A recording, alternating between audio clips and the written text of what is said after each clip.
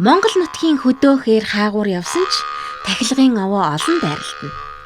Уул хаттай газар чулуугаар, чулуу багтай газар ил шороогоор, модтай газар модоор овоо босгож тахих явдалж байдаг. Чухам яагаад ингэж овоо босгож түүнийг хүмүүс хүндэлж тахдаг юм болоо гэж хүүхдүүд та нар бодож байсан уу? Овоо тахих явдал нь эрт дээр үеэс үүссэн Монгол дуурхтны хамгийн түгээмэл зан үйл юм. Хүмүүс байгаль дэлхийг амьттай, тэрч бүхэл эзэн савтагтай гэж үздэг. Тиймээс уул усныхаа эздийг баярлуулж, тэднээс өршөөл инэрлэх хүсч, ган гачиг, зуд зурхан, өвчин зовлонгоос холуур байлгахыг гуйж, тэнгэр хангаадаа мөрөгдөг зан үйл гэж ойлгож байна. Танай тэр хайрхан мөрөгчтэй хайрхан байх уу юу? Тэгээ халзан мөрөгтэй гэдэг одоо нэртэй уламжилт одоо энэ овоо тахихтаа залбирдаг хайрхан байхгүй юу? Тэгээд мөрөгтэй хайрхандаа залбираад тахилгаа хийхдээ энэ овоон дээрээс хийдэг байх нь тийм үү? Цэвэр хийдэг тий. Одоо тэгээ манай ер нь бол яг зүглүүлээд тахиж байгаа хэрэг шүү дээ. Зүглүүлээд тахиж өндөр уулан дээр яг бид нар гараад байдгүй ерөнхийдөө л өндөр уулын ороо харагч байгаа. Одоо энэ өндөрлөг тэгдэрээс л овоогоо тахдаг байсан юм байна. Тэнд мөн хайрхан уул, энэ сутаа хайрхан, энэ цамбгаруу хайрхан, тэр мөн хайрхан тэр дэлгүүнийхний хайрхан уул ийм далтан 13-аас хайрханаас бас дэлгэх хэсэг нь үдэгдэж байгаа юм газар байхгүй юу?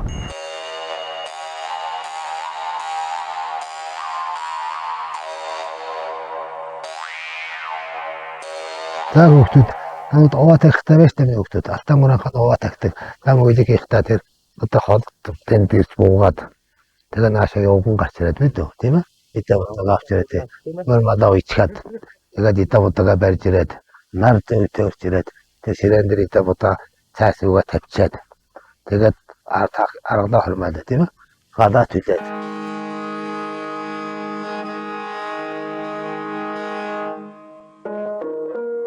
Овоо тахих зан үйлд хүүхдүүд голдуу аргал хормойлж, харин томчууд гал түлээд аргалын галаа цогшиж эхлэхээр нь хүн бүр нэг аргалын цог авч сан тавина.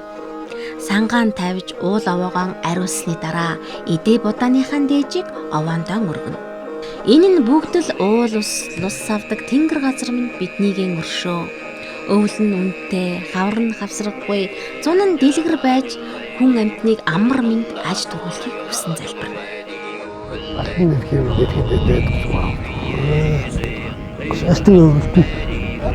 Овоо тахилгын зан үйлд тэнгэр хангаатан өвчүүгэн өргөх үйл голчлон. Гал хэдий чинээ дүрлзэн төдий чинээ сайн гэж үздэг. Учир нь монголчууд галыг хамгийн ариун бөгөөд ад тайг зайлуулдаг, хүч чадлын бэлэг тэмдэг гэж үздэг.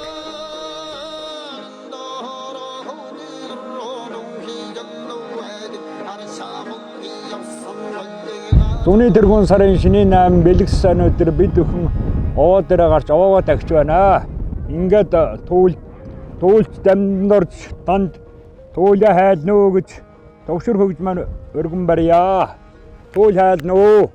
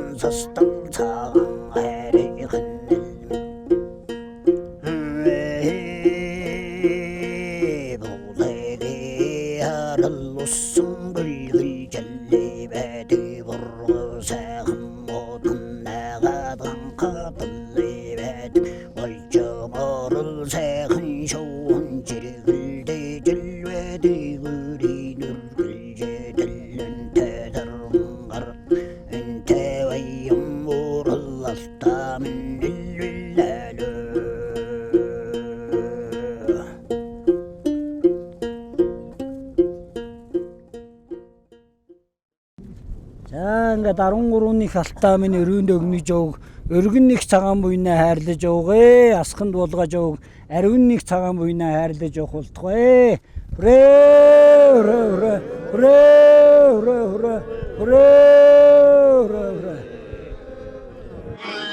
Яагаад хүмүүс минь алтан дэлхийн минь адулмал амбиг минь өшөө тас тайхан минь цагаан уул минь цагаан өвгөн минь тоо бүн толгоо минь тог гих томоогүй хаг гих ханиадгүй эрүүл мэндийг хайрлан нэгшөө төрийн сүлтний амби мал бүгдийг тоо бүрэн толгой минь орших хан хурмаст минь хур вороогоо хайрл.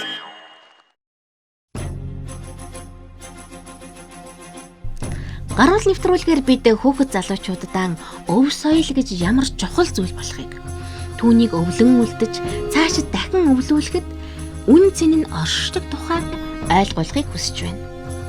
Бидний өвөг дээдсийн өвийн далай дундаршгүй, тусашгүй. 2019 онд Монгол улсын яаралтай хамгаалах шаардлагатай соёлын биет бус өвийн жагсаалтанд нэгэн сонирхолтой өв бүртгэгдсэн нь ан агнуурын урай дуудлага юм. Энэ юу? Буугаад өгсөж өгнөгөө шөнч. Энэ доор бугунаас доор. Тэр мотор урчлаа. Тэрийг үл ятах уу? Суучих хөөхтүүд. Суучих. Энэ л шон юу? Энэ хаймар татахгүй. За доошоо сууш шүү мэдээ. За би ихлээ дуурайтай. Тэр мотор урцсан уу?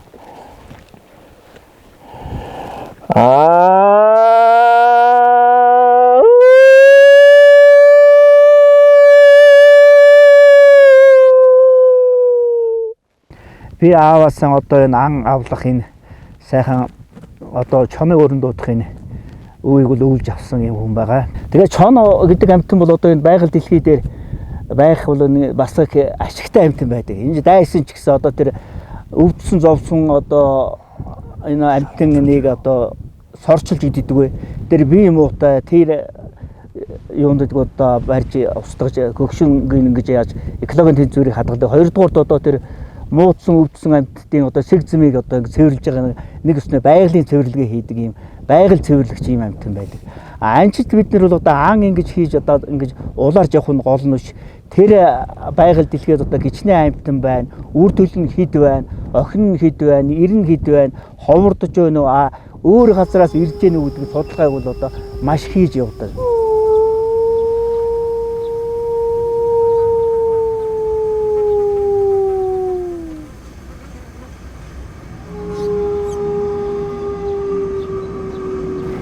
Би бол анга 13 тагаас хийж сурсан.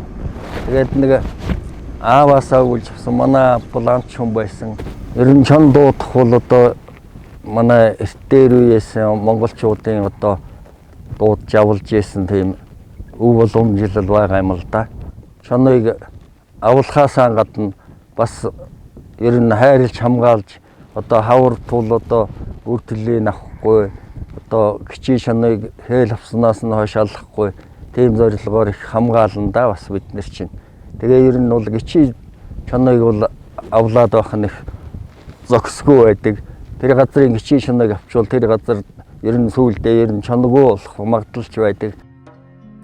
Монгол орон ой хөвч, гол мөрөн, уул тал, говь хэр хосолсон өргөн удам нутагтай. Тэнд олон төрлийн ан амьтан амьдарна.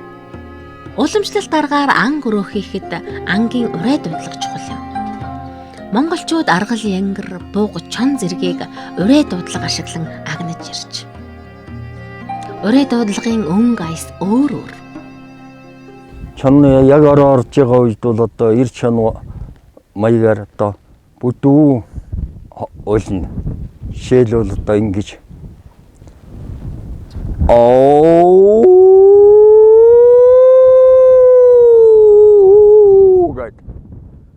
одоо яг сэг зэмэн дээр одоо нэг нарийнхан улах юм бол одоо тэр сэг зэм рүү угаан чонуул ирдэг. Заавал нэг нарийнхан улаад үзье. Энэ ачмаан дагаад улиг.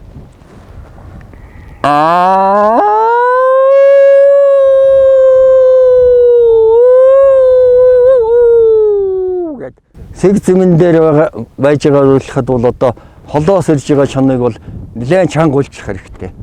Тэгвэл нөгөө чон чинь сэг зэм рүү ойртно. Тэгээ ойртох тусам нь хамцуун дотроо бүр ойртох тусам хамцуун дотроо ойлно. Жишээлбэл ингэж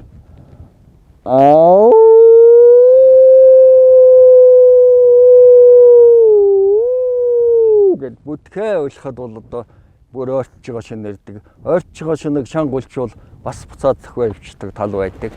Энэ мэтчлэнгээр хэд хэдэн янзын уйлалт байгаа юм.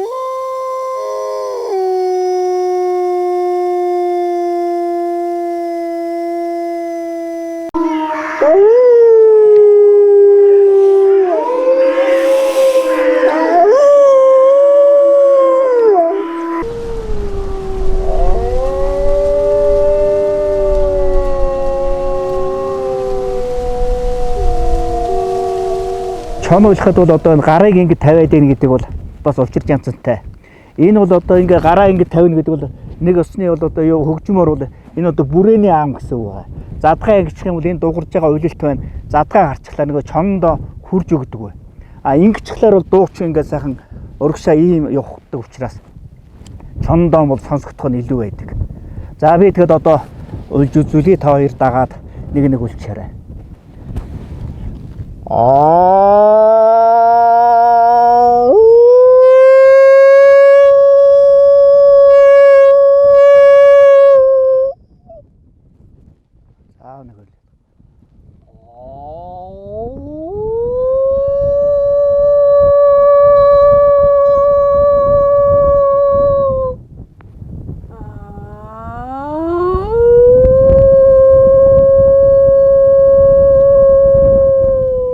За гурвуулаа үлээд үзье.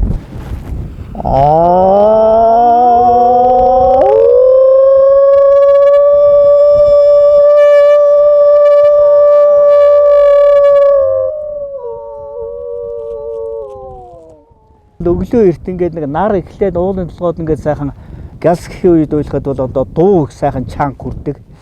Хар багтай байдаг. Өглөө эрт уйлсан ч юм.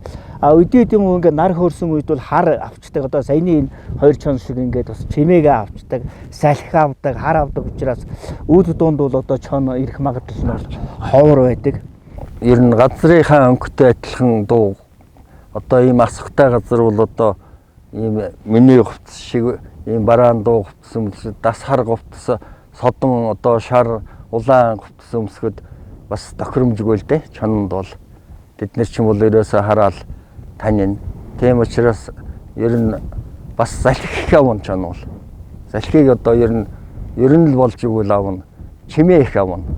Одоо ингээд олон хүн 2 3 хүн ингээд ярьж өрөөл ингээд тийм бол нөө чимээгээ чавчаад бас чон ирэхгүй шүү дээ. Тэгээ бид нар бас анх хийж явахдаа бол тэр байгаль дэлгэхээсээ гуйна гэж ярьдаг. Энэ бол одоо энэ уул хангаатай сууж хагаад хомоолоор сан тавих юм, арц үзээрээ сан тавиад одоо байгаль дэлгэхээсээ баян буурлангаа лувсавдаг өн гişиг үйнэ хайрл гэж дотроо залбираад одоо гэрээсээ гарахтаа залбирлан гэж үлдэж дандаа гуйж ингэж явж байж анх хийдэг гэсэн юу бол давхар ярихад бол мэдхгүй байна.